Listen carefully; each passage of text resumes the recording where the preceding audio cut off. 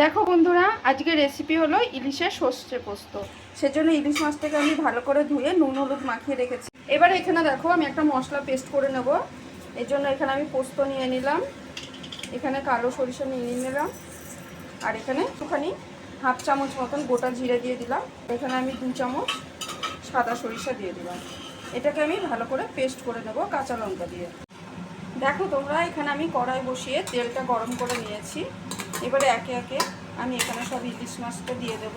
এখানে আমি মাছটা ভাজবই না, কাঁচায় রান্না করব। জাস্ট তেলটা গরম করে নিয়েছি। এইবারে মাছগুলো আর এখানে কিছু কাঁচা লঙ্কা দিয়ে দিলাম। দেখো এখানে আমি মাছটা পুরো সাজিয়ে নিয়েছি। এইবারে এখানে আমি সরিষা পোস্ত আর গোটা জিরে যেটা বেটে রেখেছিলাম সেটা দিয়ে দেবো। পুরো মশলাটা এখানে মাখিয়ে দিয়ে দেবো। এবারে এখানে পরিমাণ মতো লবণ আর হলুদ দিয়ে দেবো।